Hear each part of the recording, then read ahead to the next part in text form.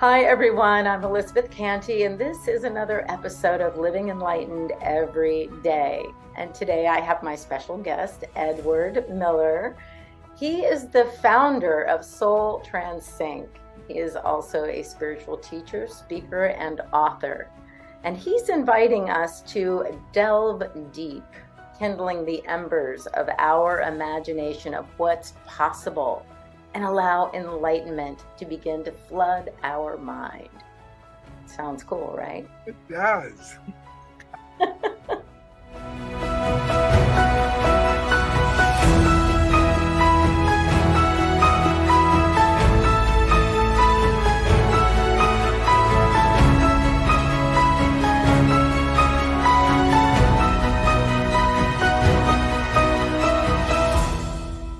So thanks for joining us, and I have Edward Miller today. And Edward has long been fascinated by the ancient practices of meditation and the concepts in non-duality. These concepts have created the cornerstone for his success as a life coach. But, he says, it wasn't until he discovered the healing powers of the Hawaiian forgiveness practice, Ho'oponopono, that his potential to transcend and transform his own life was able to be truly realized. Today, he is passionate about teaching SoulTranSync, his own methodology for amplifying the Ho'oponopono practice with binaural beats technology and enhancing the life-altering benefits that are within reach for all of us through this work. So he's going to share these powerful tools that he's refined and developed over 25 years plus of experience. And he shares it in his new book, Uncovering and Embracing Soul Power. We're going to tell you more about that. It's available on Amazon, and you can find out more about Edward at his website, SoulTranSync. And that's popping up on the screen right now for the spelling and everything else. The link will be in the notes. So welcome, Edward. I'm so excited to have you on the show. And I love that you're passionate about the concepts in non-duality, that you've created this, as you call it, your own practices, mishmashing all these things. And you just found a way to have it help you live your life enlightened. So that's what I ask people. What do you do to live enlightened every day? And when I ask that, the emphasis is on the everyday, because we all know life can seem to get in the way of our being at peace, at joy, in love. So we tend to fall upon our favorite practices and things and ideas to bring us back to that center, that truth, the truth of who we are. Absolutely. Yeah, I appreciate the question. I've always been a seeker. I've been seeking for 35 years, looking for the answers that would feed me and make me feel whole. And I was just, rabbit. I read every book. I went to every seminar, just like many do.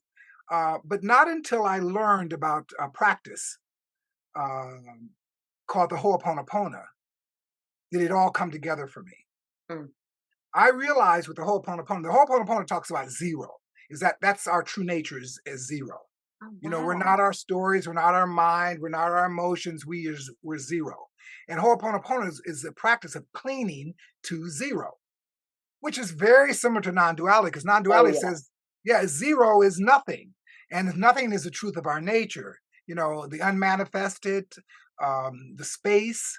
And that's once I started relating to that, to Mm. zero, I then realized that how powerful I was.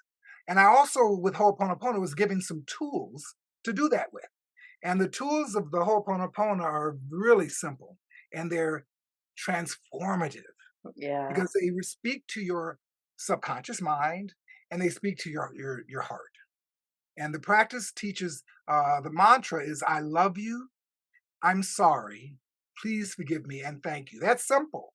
I Right. love you, I'm sorry, please forgive me, and thank you. Now, that mantra is not being communicated to anything in the world.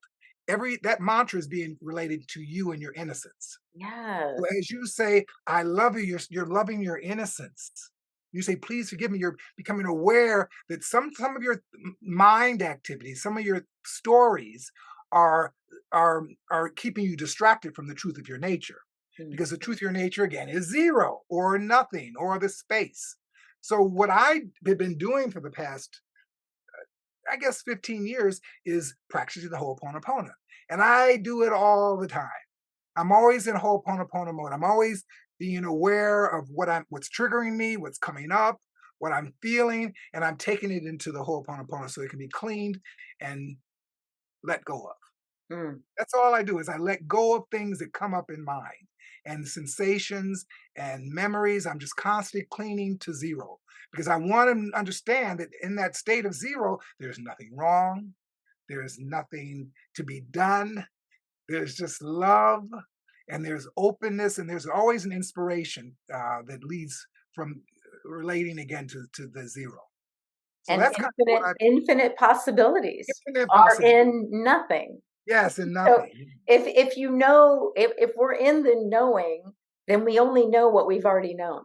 Absolutely. But when we're in not knowing or no thing, no thingness, it's infinite possibilities, and the unknown becomes known as inspiration, as you just said. Absolutely. Absolutely. And Ah, so I believe that I live my life through inspiration. I'm mm, I try to look at everything new because we're used to living life based on constructs that we've been trained. Socialization, race relations, um, um, the church. There's so many tools, so many vehicles for socializing us. But mm. when you can release even all of those stories to the space, you can see things differently. You can relate to the world differently and be open hearted instead of caught up in your stories, your Yeah. programmed stories. Yes. Well, And when be you said open. caught up in your stories, I have that image of the Peanuts character Pigpen, and Down in dust and he's dirt. Yes. always rocking around with his stuff all around him. I'm like, but that's how we are. And Yeah. sometimes our stuff is so dense and so thick, we call it walls or we call it And we armor. relate and we relate to it. Yeah. All that caca boo boo, we're relating to. We're calling it true. We're calling it real. We're trying to understand it. We're trying to relate to it. And it's nothing there. So when you can go back to the space with please forgive me. And that please forgive me is just the awareness that what you're stuck in doesn't exist. Yeah. So the mantra again is I love you, which is I think a connection with my inner innocence. Please forgive me is an awareness that I'm always caught up in stories that I can let go of into the space. And gratitude for the awareness that that's how it works. The awareness that I remember my true nature. I can reconnect with it at any moment and release all this, as I said, caca boo boo, and release it into the space and be free and be available, as you talked about, for inspiration. Yeah. Yeah. Well, and that's it. That the only reason to, it's like I say, the only reason to live enlightened is because in that space of no thingness, in that space of being our true self, is there's so much joy, so much peace, so much love. It, and it's more real. A moment of that is more real than what we're taught that we can get out there. Then if we do this, or if we get the job, we get the promotion, we buy the new car, the new house, the new accoutrement, the great Jimmy Choo shoes, whatever it is, whatever you're getting. It'll make you whole. Yes. Yes. Yeah, that's going to make me happy. Everyone would look at me or think I have this or think I'm all put together. And you get it, and then you realize it's okay, that's not it. Let me do something else. Yes. But when Yes. you pull it all back in, I say in, there's no in, there's no out, but it's that sensation of turning within to the truth of our being, to that space. And I'm going to tell you something that maybe people could relate to. A long time ago, a practitioner, friend of mine, she loved this Ho'oponopono practice, and she told me a little bit about it. But I had done, this is my little story. I was walking at the time. I had done forgiveness work, and honestly, with huge results. Like I Mhm. could tell you stories about that, but we won't go there. Just wonderful forgiveness work. So at the time, I was like, oh, I don't need to forgive anyone. I'm good. You know, and I kind of didn't find out much more about it. And then relatively recently, this is what is so fascinating about how I met you. I found you. I had this deep experience. I always had the realization, but I haven't had a deep experience that everything we think, so it's not just what we say, but everything we think and every story we tell ourselves, but everything we say or think about anyone else, it's out there. I mean, and I don't mean literally like, do they hear you? Of course not. But they are, it's one consciousness, one Yes. mind. So, Yes. in a sense, we are putting, if it's negative energy, a negative energy out, or a judging, or an attachment, a clinging, a comparison, whatever it is. And Absolutely. I got to have this realization. I might start crying, so just bear with me. It's a little emotional, but because my phone started recording my conversations and sending it to people. So I That got is to interesting. live, my housekeeper and my and so I got to live my thoughts being broadcast. So how crazy is that, right? It's crazy. So I was what came to me is like every thought that every judgment, every comparison, every put down, everything that my ego needed to feel better about itself came to me. And I was like, oh my, I cried for 3 days. Oh, Like I I hear was you. sobbing. It I was was an like, awakened moment for you. Yes. it was like this. And of course, what came to me is, I gotta let this go. I gotta love myself. I gotta forgive myself. I've got to remember. This is a powerful moment for you. It was unbelievable. And then I saw you looked onto your website and saw the Ho'oponopono. I'm like, oh, I need this. And I watched all the Hugh Lin, Oh, uh, you did. Well, every one of them. Dr. Uland Doctor. talks about that there isn't an out there, and there Right. isn't anyone else. There's Right. just you and your perceptions. Yes. Do you really get that concept that all that you see out there is just your perceiving, and Yes. there's Yes. nothing out there but your perceptions? Right. It is powerful, Well, and and then then you have to to take think that yeah, and then you have to take responsibility for it yeah, too.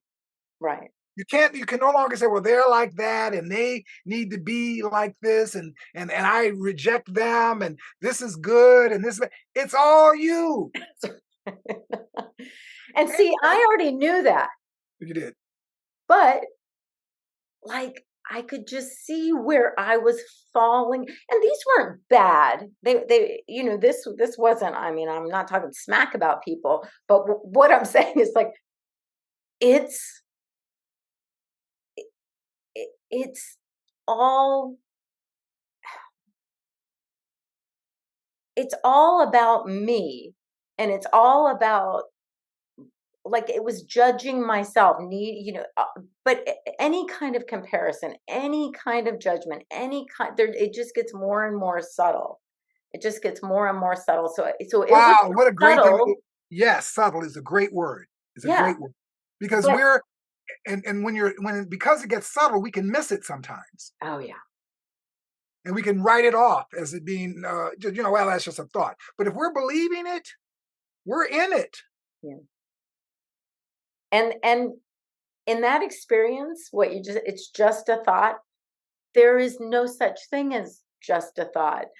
That thought, don't get me wrong, there are thoughts that come out of the silence, which is inspiration or directional. It's like, Sometimes, yes. do this, and you're going to do it because you get in the other lane or whatever, whatever that thing is that we could call it intuition, but I feel like it's the thought from the silence. But the rest of the crap, I mean, that's from history, from all those influences, from Memory and yeah, program. Yes. programming, and from the pig pen dirt, Great this. consciousness. Yes. And so that it becomes more and more and more subtle, and that moment was just this crazy moment of all my past times I had done that and thought it was just a thought. It didn't hurt anyone, it didn't do anything, I didn't mean it. And so I got to be in atonement, at Yes. one moment, I know. with all of it, and I needed something really I fast. hear you.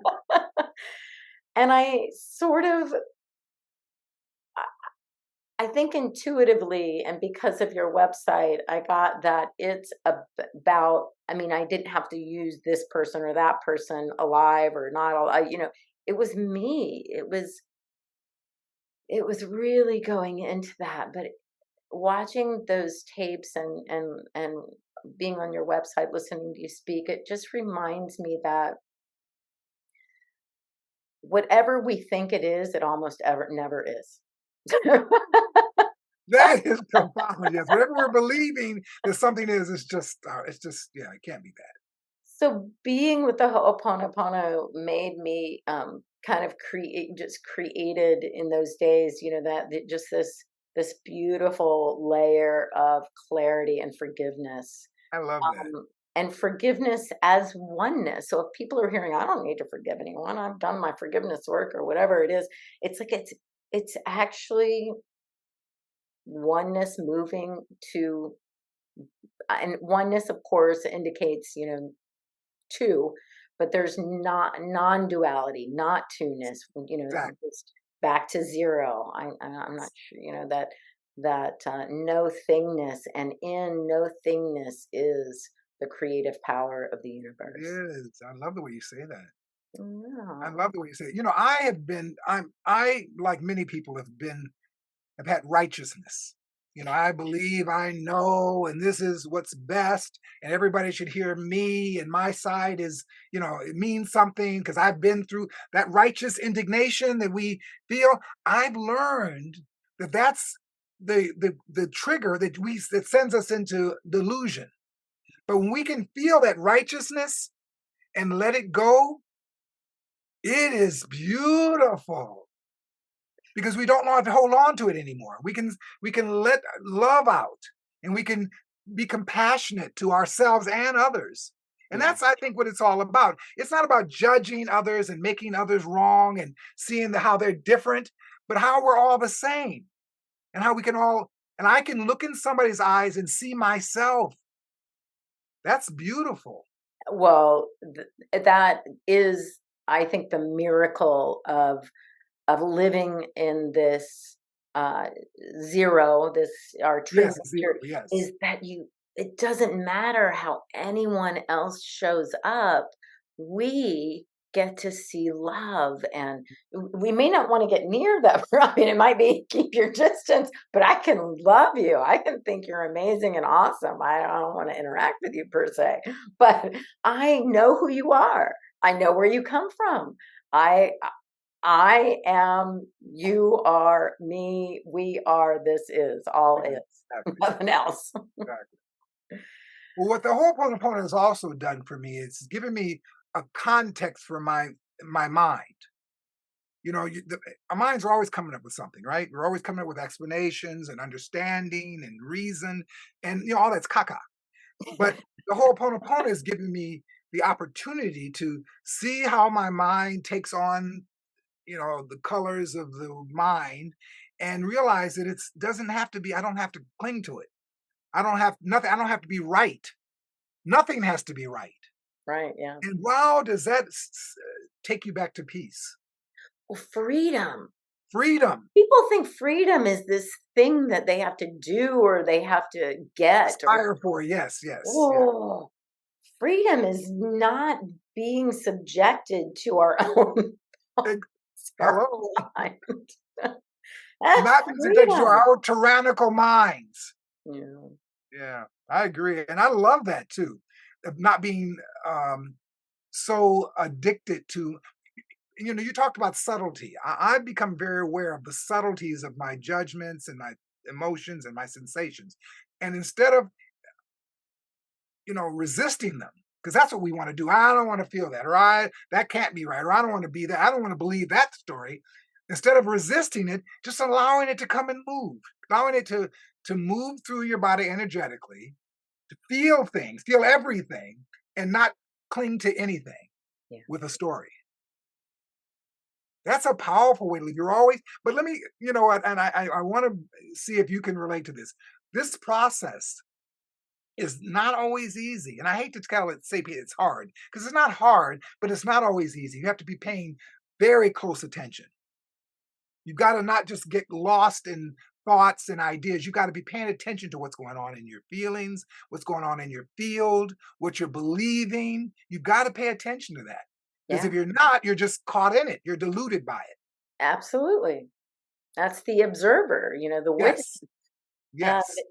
and Yes. and paying attention, and is, I think, one of my big things was being able to, it's once you've kind of practiced being the observer or the witness, then it becomes sort of a way of living, and it's Mhm. like there's so much space. Sometimes I'm doing this thing where I'm like watching myself going, really, you're I gonna know do the that, same way. you're gonna do I that am again. exactly the same way.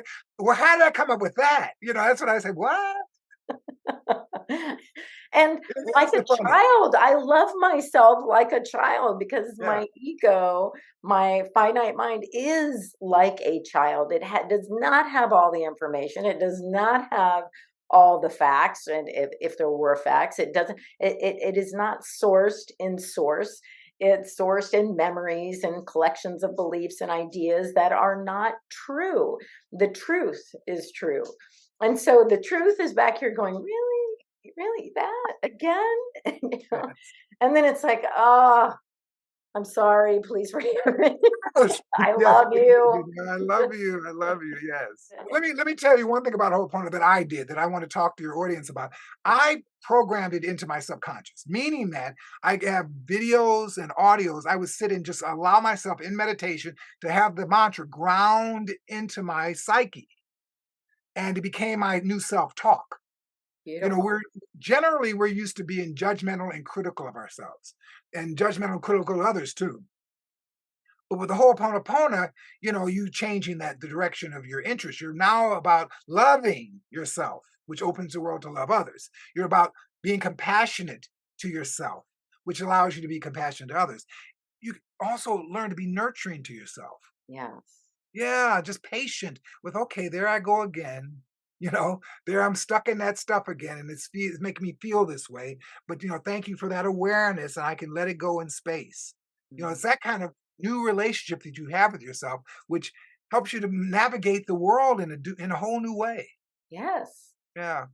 Yeah, and we talked earlier before we started recording, but it's about this idea of having practices until we're living the practice, and then it all disappears into beingness. I think, Yes. and that's the way I Yes. would I like how you describe say it. it. Yes. And that Yeah. practice though is for me, that's why this is Living Enlightened, and I always add every day, because as that inspiration was given to me, it was in a very hectic moment many years ago, and and I just kept waiting for all this stuff to end so I could have a moment of peace, so I could have a I moment of know quiet. exactly what you Can mean. Yeah. everybody be quiet so I can be peaceful now? It's like, can life just stop doing Slow its down so I can just be in my peaceful space. Yes, I hear you.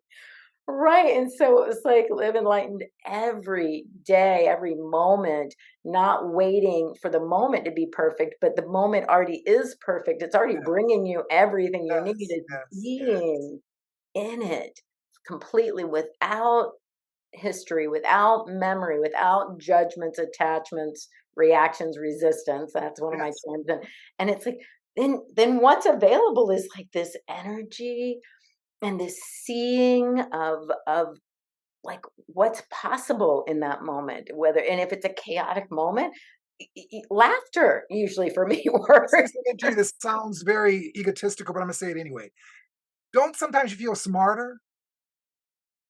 Well, yeah, because so it's I funny mean, that I you don't said want to that. say that, but I seem to have access to more information, knowledge, or whatever than Wisdom. other people because I see it. I can see it from on both sides.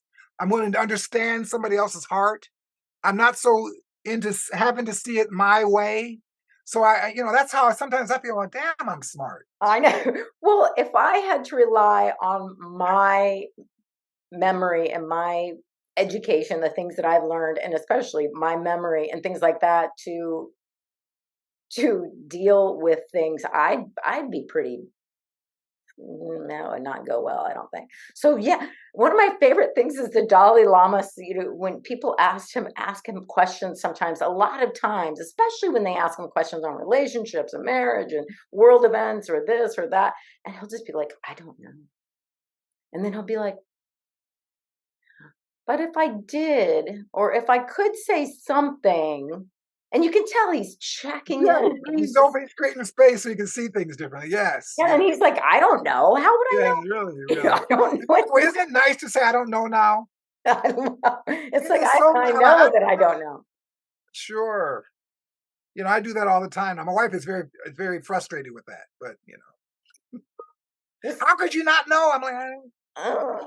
So for me, I usually have these downloads in the morning. I'll get these like Okay, 4 or 5 I'll kind of wake up to an idea, and I either have to I make a little note on my phone or just speak a word into my phone or something, because sometimes I will forget because it's not what I'm thinking about. I'm not thinking about it, so I don't have a what's the word? It's not in context. you don't have a context for what you're feeling or Yes, so it what comes you're thinking. up, and it's like, oh, Yeah, yeah. I know this. Like this came to me, and I would. That's how my book was That's actually how my book was written. written too. Absolutely. It's like I better write this down because 'Cause I don't know what I'm talking about.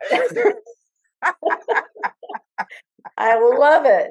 I love it. But it's such a cool feeling to say to be free to say I know that in the truth of my being, there is this peace, Yeah, love, and joy. There's a harmony, there's a flow, there's a deep understanding which I cannot express right now. Like I don't know, but yes, but I know that all is well, yes, basically. Like I don't know how or why it's well, but I know there's a whole here. It's wholeness and oneness. So yes, it can't be in opposition to each other. It can't be resisting each other. It's only me that can resist. It's only me that can think it's not right. It's only me that can judge it as good or bad.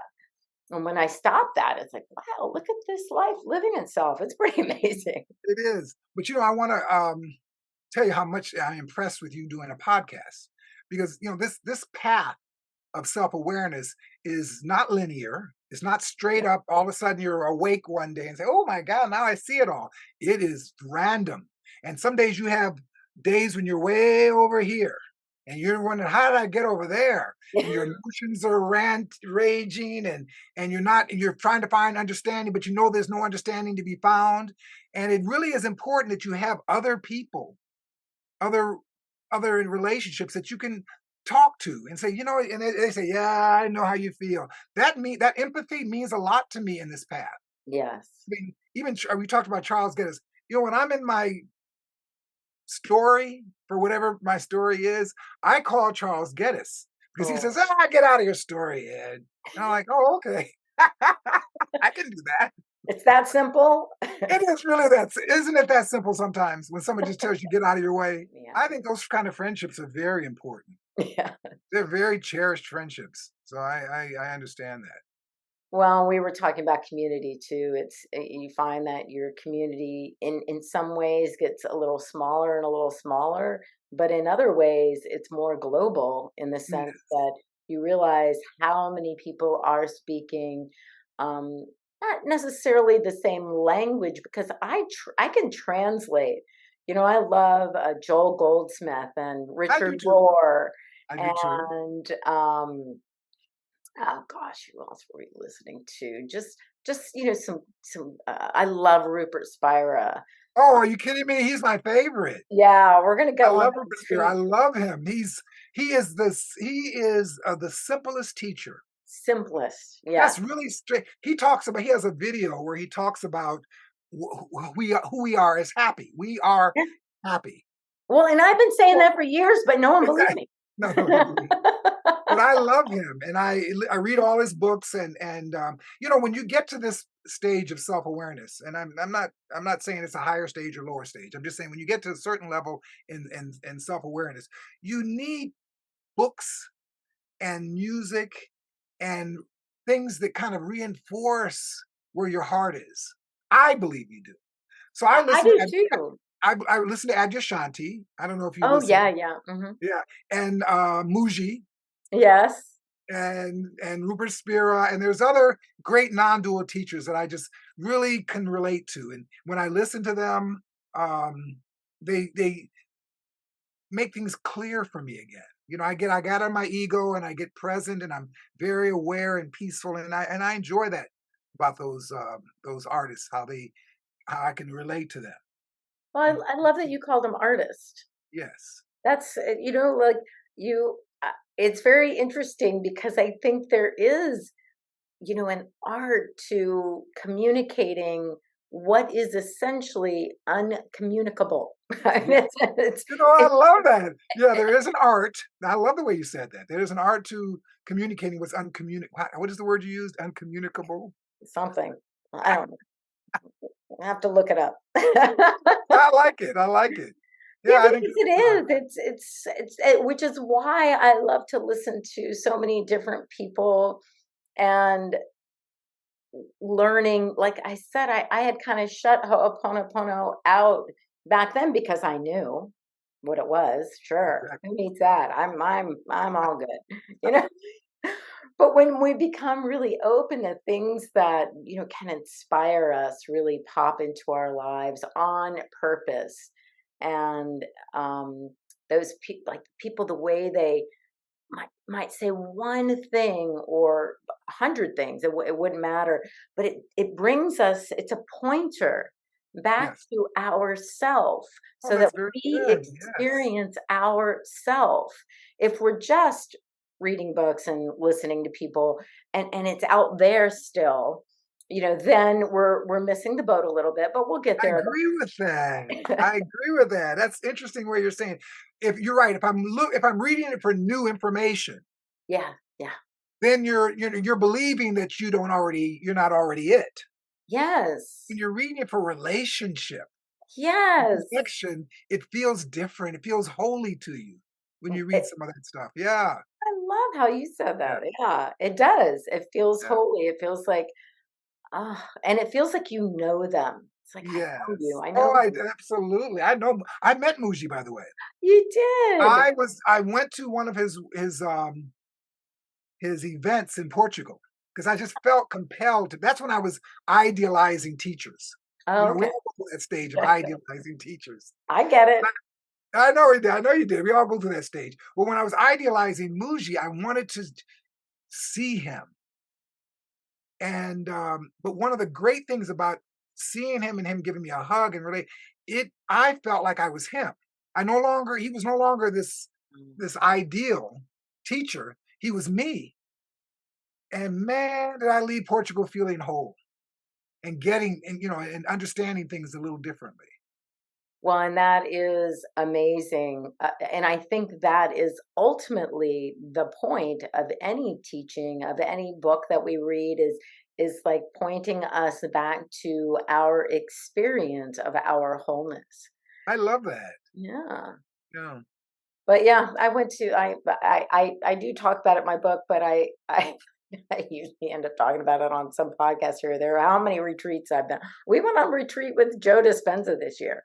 Oh, I like him. So He's an interesting dude. it Yes. was so different than any, Yeah, because I'd I've been on imagine. Eckhart Tolle retreats, Yeah, countless, I've been on you those know. too. Yes, I've been yes. on, I'm just trying, Michael Beckwith, of Yeah. course, and am a licensed teacher for the Art of Living, Sri Sri Ravi Shankar, and things like that. So a lot of retreats here and there for many years, and just loving that sense of what you talked about, feeling without the need almost to speak or to communicate, to engage, just to be that free and at peace and know myself around all these people who are so like-minded. They came on this retreat. But Joe Absolutely. Dispenza was a production. It was amazing. And I think just because of your music interest, you would probably love it. It was a musical, like, Well, I love because music gets in. Music opens you up, and I'm surprised. I'm not surprised that Joel Dispenza would make his production a musical event because your subconscious is open, yeah. your heart is open, and you're able to connect with thoughts in a more, I guess, a more aware way. Some of the things that's being said, some of the point of views that are being shared. Yes. Music keeps you I feeling think it open I think to it it. keeps you out of your mind It because it gives does. your mind something to do. It's like you're listening without words, Yes. and then when he's, like during a meditation, the music's going, and then if he says something, I don't know if he planned it to go with the music or if this music was maybe even written for him and these meditations, but it's crazy. And then after 7 days, people go on, like a Facebook group page or something, and they downloaded all the music because everybody asked for all the music. I mean, because some of it we have a dance party like What before, type of music? What type of music is it? all kinds of music. So some of it was very meditation, and Okay. he used everything from Indian chanting, so Love that. Sanskrit to Gregorian chanting to, like, there was a little bit of everything in the meditation aspects of it. And then there was like these dance parties with, the happy music, and everybody's just dancing and stomping and crazy. And, there was everything, a little bit of country music. I'm going to go to one of his events next. It sounds like it could be a ball. It's, but Rupert Spira is my next, Oh, he is retreat. an experience. Yes, yes. Yeah. But you know what? I don't know if I'd want to. I could have gone to some Rupert Spira events, but I so much love the intimacy of watching him on videos and reading his books. Somehow that seems to be. Have you read any of his books? Oh, yeah. Yeah. Okay, he Probably can all of write a book. them. He weaves his point in ways that like a lot of the good non-dualists, he weaves it so your mind doesn't have anything to hold on to. It's always opening up to new ways of seeing things, Oh, and he'll wow. say the same thing over and over again in the book. But because of the ego has to be set aside sometimes in order to feel different things. And Yeah. I think that Rupert Spear is a genius in his books. Oh, yeah. I try to go at least once a year, and that will be at least one of them next year for sure. Yeah, that sounds good, and I think you've inspired me too. I think I want to see this Joe Dispenza because I love the idea of him incorporating music into meditation. I think that's my thing. I Oh, mean, it I'm was. an avid medicator too. No, I'm an avid and then I use binaural and isochronic brainwave, and I incorporate that with music and affirmation, and it's very, I have a on my website, you can download it. I have an inner child meditation, Yeah. which is beautiful, and it incorporates music and binaural and isochronic brainwave, and I use it a lot with my clients. It is so transformative All right, because I'm doing it. it gets you to relate to your innocence Mm. and start a dialogue with your inner child. And it is a beautiful place to start. Beautiful place to start. I think that's what we're going to do. It's going to pop up on the screen, and we're going to be able to go there, and I'll have that written out and the link on the show notes as well. But because we didn't talk about your soul trans sync yet, and then but the music, and you call them the binaural and what? No, isochronic. I don't know what that means. Well, binaural is is it when you put on earphones, you have to use earphones Hmm. to binaural, and each ear is getting a different wave, a Oh, different okay. a different frequency, Okay. and the center of your brain is interpreting that frequency at a certain point, and it's helping you to go into deeper, uh, beyond alpha meditation. It takes you into the theta state, and the theta state of meditation is just this open, spacious place where you're just open, and it's beautiful. So I'm a real advocate of going into theta, and that's the binaural. But isochronic brainwave is a beep beep beep beep beep beep beep beep beep beep beep beep. Beep. I don't know if you've ever been to a meditation, a group, and you hear just a tapping, very very subtle. Well, that tapping, if it's at the right brainwave, will bring the group into deeper into meditation. Oh, wow. So some of the meditations I have both isochronic and so you can listen to them in groups without earphones, but you can also get deeper when you allow yourself to put on earphones and go into the space. Well, so you're going to love Joe Dispenza because he talks about all the brain research. And what Yes. was fun for me is that I got my master's degree through the Holmes Institute and a Oh, you did. doctorate through Emerson. And so one of our, they use our, some of the doctors that taught our courses, Amit Goswami and Oh, here. who did Mark.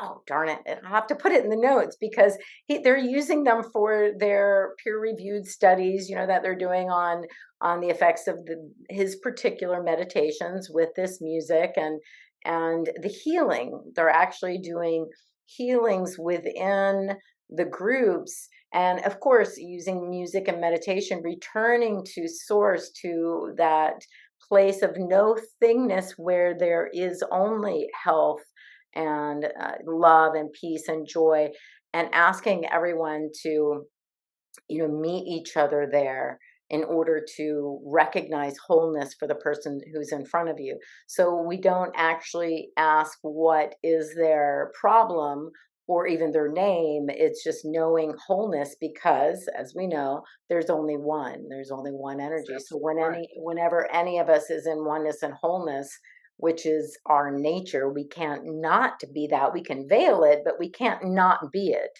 We're always Absolutely. it. But when we recognize it and we see that for ourselves, as you said with the Ho'oponopono, when we see something for ourselves, it makes it so much clearer to see it for the person in front of us, for the group, or for the people, whatever it is. Yeah. And it's really beautiful, and just seeing the synchronicities in my life of all the ways we're talking about wholeness and oneness and living it Living it. and making it more joyful, more peaceful, more powerful for not just ourselves, but for our families. And then, however, we as our families reach out into our communities and we stop being the reactive neighbor and the resistant, um, older person. I laugh when I talk about people getting old. I think old is literally not wanting anything to change. Yes, That makes you're like, I want it like it used to be absolutely. 20 years ago, 30 years ago, 50 years. You only Yeah, listen to the music you listened to in high school. And I'm sorry if you do that. I'll just stick my foot in my you can mouth do now. that. But I'm like, I have my son's 21, so he's like, Mom, you got to listen to this. And I'm like, I no, I can't. It hurts my ears. My ears are bleeding. So, but he'll go, no, this one you'll like. You'll like. I'm like, okay, and I will. I'll like it. I'll like it. And we'll play it. We'll go to a concert or something. But That's it's cool. it's wanting to experience the way life is moving forward keeps you young. I mean, It is that's true. I literally agree. what young is. It's moving with life. And so when we resist it so much that we're wanting everything to stay the same and be the same, people are like, you're old, man. Well, aging is interesting because it does have a lot of stories attached to it. Yeah. And the more you can free yourself of those stories of aging, like your body doesn't work right, and you have to be why you have to be this if you're older. I mean, all these stories that are attached to aging. I think the freer you can make yourself of those stories, the more you can enjoy life outside of this construct of aging. Yes. Aging isn't real either. Right. I was at my doctor's and he said something about he's like, oh, you're just getting older, and he's about my age. And I kind of looked at him. He goes, well, you're just going to have to face the facts sometime. And I said, no, you do. You have to face Yeah, the facts because you're a doctor. So you have to look at some book and some facts and some yeah, I statistics. can be I don't free have of to it. look at that at all. I just turn within and I Yeah, just feel how I feel, and it exactly. feels good. 'Cause Well, what's interesting to me is that there's always good advice and how to live appropriately and how to be like this and I think that as being self-aware, you have the capacity of letting not having to buy into every good idea that comes up. Because some ideas are good ideas for someone else. But me, I stay free. I just want to be open. I want to be aware of the space, and I want to not get caught up in any story that puts me in a box. You know Yeah, what I mean? Box. This is the aging box, and it absolutely. looks like this, and you behave like. My children would love to put me in the aging box. They love to seeing their daddy in a box. But I shake them. Like, Makes ah, them feel good. They know where you stand and where they yeah, stand. they know where I stand on things, so I don't know. So the Ho'oponopono and the binaural beats that you do is a way for us to um, kind of be self-aware, letting go of the stories. Is that what? Absolutely. Yeah, and it. When I talk about um, using the mantra to help to ground into your psyche, Mhm. it really is about living free Yeah. because the psyche is about I love you, I'm sorry, please give me, thank you. And the more you repeat that mantra in your subconscious mind, the more, first of all, things are going to come up because our subconscious mind has a lot of memories and trauma and energies that want to be expressed.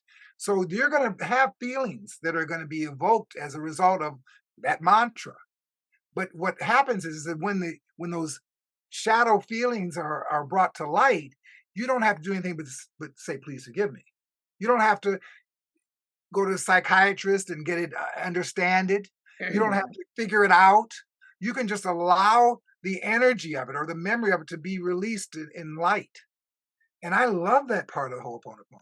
I I love used to that. believe, even though you have to go through years of therapy and figure everything out and have understanding, all that does is keep you, if you can ground the Ho'oponopono mantra into your psyche, everything is cleaned.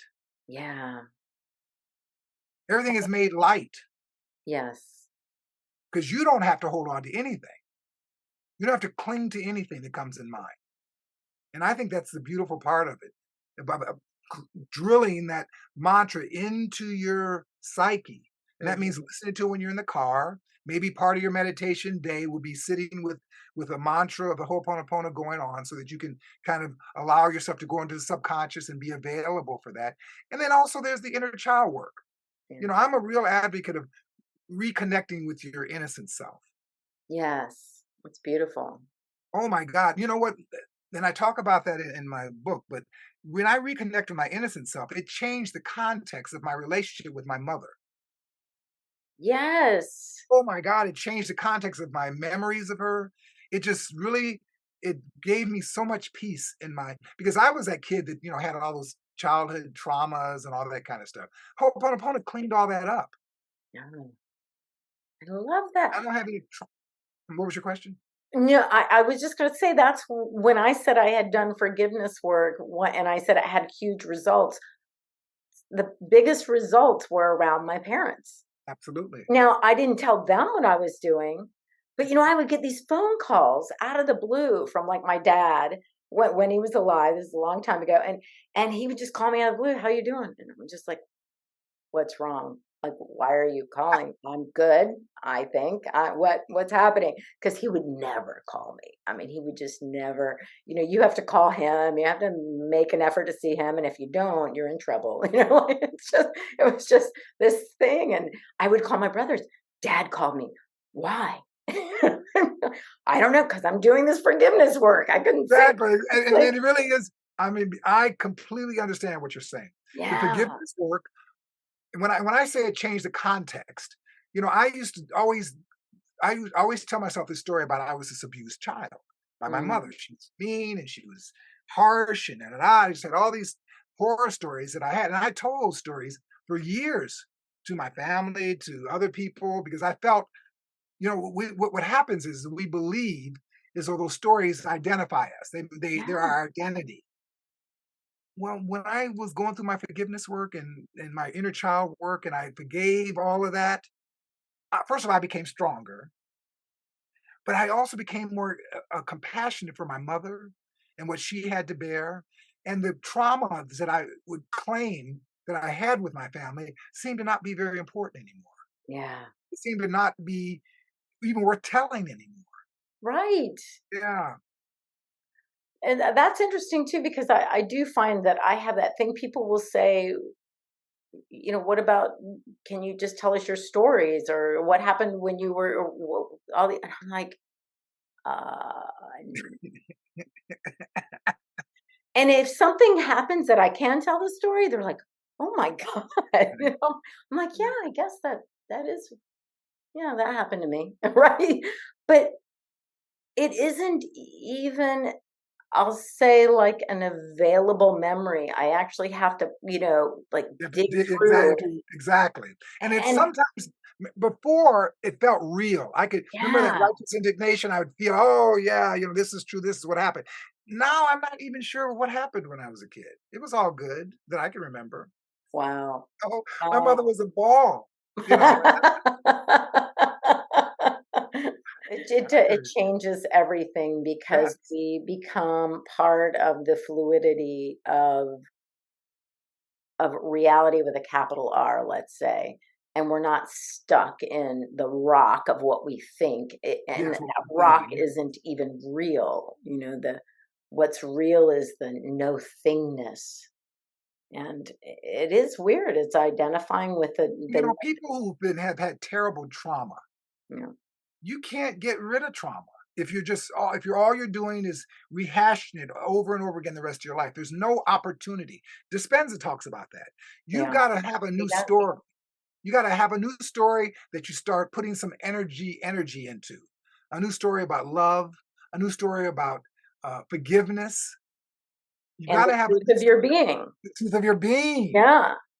Absolutely. And so when we come from that, it's easy to change the story.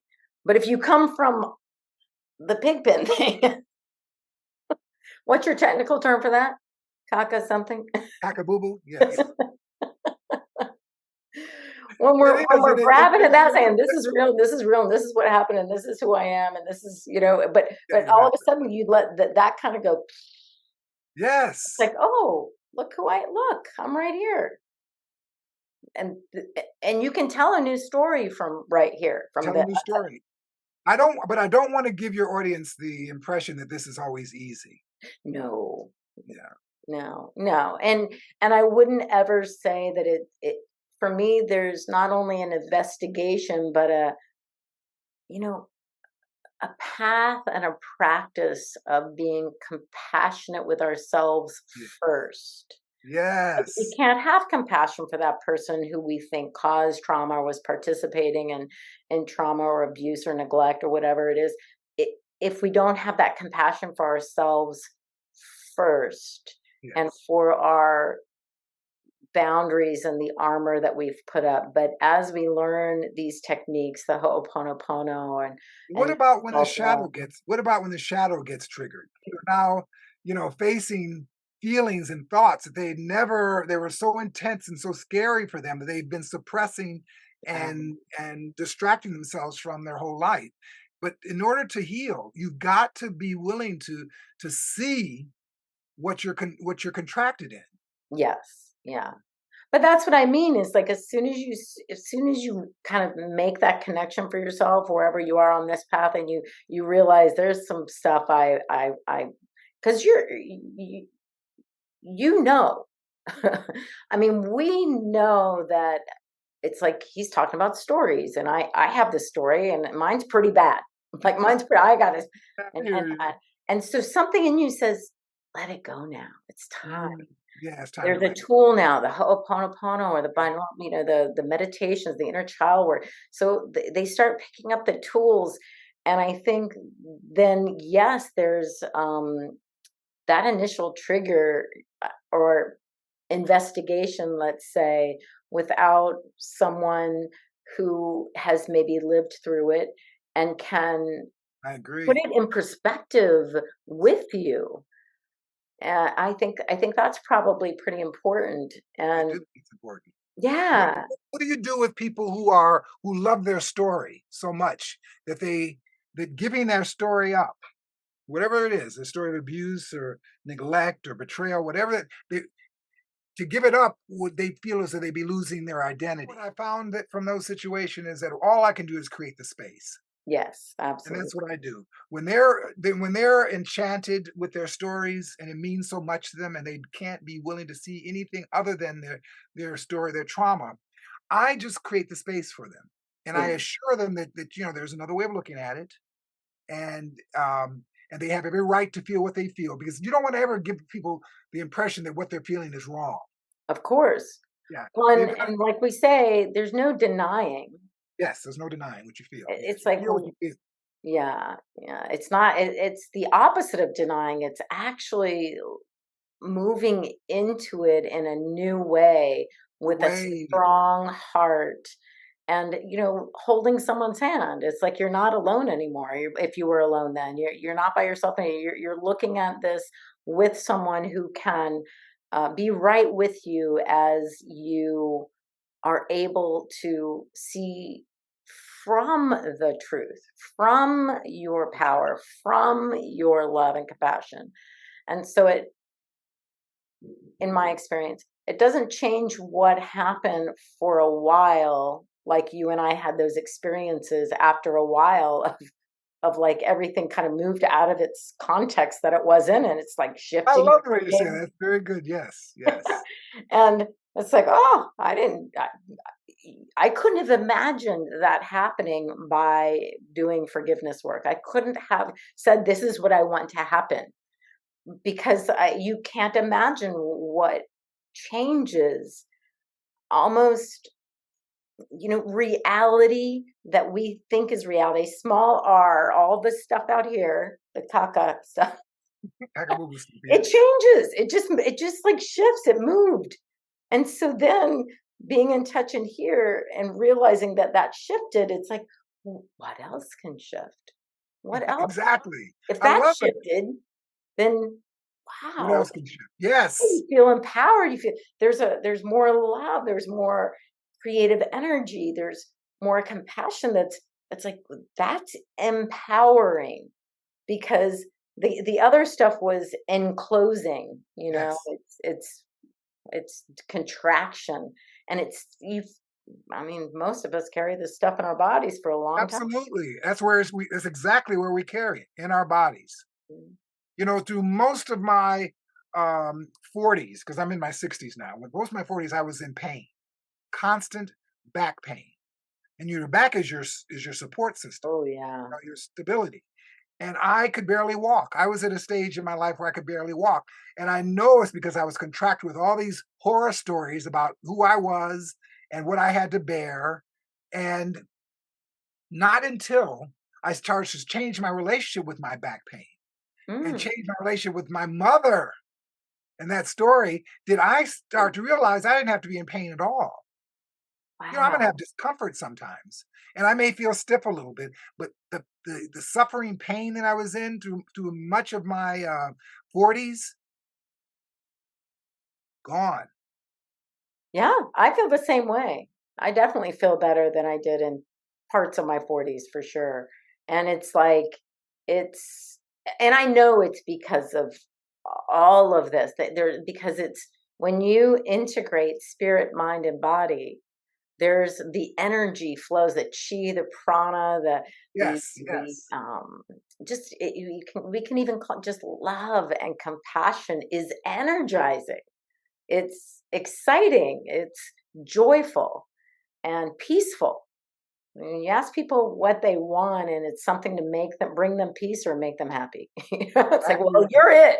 You're it, You can do exactly. that anytime. You can do it right Well, now. how do people relate to you now that you're this more aware being? Being around family, and it's a Catholic family, and not having a spiritual center here locally, it does feel a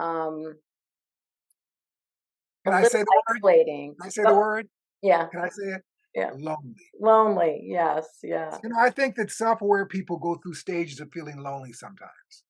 Yeah, and that's part You of this know, podcast. it is, yeah, okay, good, that's good. But I Reaching know a out. few years ago, I was so lonely, and I'm not lonely anymore. I don't know what has evolved in my point of view, but, I felt very isolated and very lonely on my path towards self-aware. I'm just being real honest with people. I don't want Absolutely. to Well, lead you this is an easy path all the time, and every day you're having these epiphanies and feeling good because there's some energies that I had to move through. And because I was so committed to the Ho'oponopono, stuff was coming up left and right to be cleaned. And yeah. my wife would see me a little bit emotionally distressed and anxious sometimes. She'd say, "What can you do?" I said, "I need to feel all of this now. Yeah. I need to feel whatever this is, I need to be here with it. Instead of running from it or explaining it or taking medication for it, I need to feel it." Yeah. Well, I think that's part of the everyday. I mean, realizing that wherever we are, if we are truly in movement in this flow of life, it's going to move us into Yeah, as we set our intention to live more and more in the spiritual truth of our being. What is unlike that or out of alignment with that is coming up to be seen and to exactly. be compassionately loved and let go. So Yes. it's not like, "Get out of here, Yeah, leave." exactly. You can't have that I attitude. No, told you. you can't run from it. You can't Right. run from it. Yeah. It comes with the intention to be free, because if we don't have that intention to be free, we can just sit on it. It's like, "Oh, it's right where it used to be." I'm just putting all my, or we built the walls, and it's like, "Oh, no one can get me. I'm good. I'm isolated. I'm alone. No one can reach me in here." But when you have the intention, like, people step through and you're like, "Oh, not this again." Like, really? It's like, yeah, because you set the intention to never again be knocked off your center the way that kind of person Oh, I who's love just that. reflecting back to you that memory of that person in your past, or that person who took that from you, or that person who destroyed you. We have these stories, and that person shows up again, not the same literal person perhaps, but So, you know the same situation. You have to yeah, over and over again. yeah, and so you think, what, I shouldn't have to deal with this again. But we set the intention to be to stand in our knowing and be able to see with love now that person, Yep. past or future, like that. We know we can, and so it comes up sometimes. It's like, oh, right. Hmm. Abundance seems lacking. The diagnosis that wasn't expected. What things happen? You're like, oh, I did not see that coming, Yep. but I know who I am, and it's pulling me instead of me pushing it away, resisting, doing what I used to do. Now it's pulling me to go into my center, into love, and then to deal with it. Like make Yes. this phone call, see this person, do this thing. But Yes. from love, from compassion, from wholeness. Passion love, absolutely. Well, this has been fun. I know we covered a lot, and We I'm did. just really grateful to you. As I said, you popped into my life at a time where it was just so it was so, and that's a perfect example of what I was saying. Is like my intention. I had kind of fallen asleep on this, and this little things were so subtle, and I had fallen asleep a little bit, and my words are being broadcast. My silliness was being broadcast over the whatever the waves, like literally, not just philosophically or you know in another dimension. It's literally happening, and forgiving myself for and loving myself, and seeing the truth, all of those things, being able to do all of that. That's living enlightened every day and Yes. integrating spirit, mind, and body, relationships, the body of affairs, all of it. Letting go of your problems too. You start realize there is no problem. Right. Yeah, there's really no problem here. It's just whatever I'm contracted in and believing in this moment. Maybe I can see it differently. Yeah. But I have enjoyed talking with you so I've much. enjoyed you very much also. And I just know listeners are going to get so much out of this. So I invite them to go to your website. It's www.soul, S-O-U-L, tran, S-T-R-A-N, sync, sync.com. Yes. That will That's be, perfect. it Yes. will pop up on the screen like that, and it'll be able to click on it in the show notes. So I'm just grateful to you and your website, your products, and I'm really excited to read your book. I'm sorry I didn't read it yet. Oh, you'll read it, and I hope you enjoy it. Get your I feedback. am gonna read. Well, that'll be our next talk. It'll be about Okay. I'll definitely come back on. Oh, good. Well, thank you again, and I just want to thank the listeners, and from Edward and I both. We hope that you spend this week laughing, loving, and living in life Laughing. Yes, laughing's good. every day. Laughing is good. And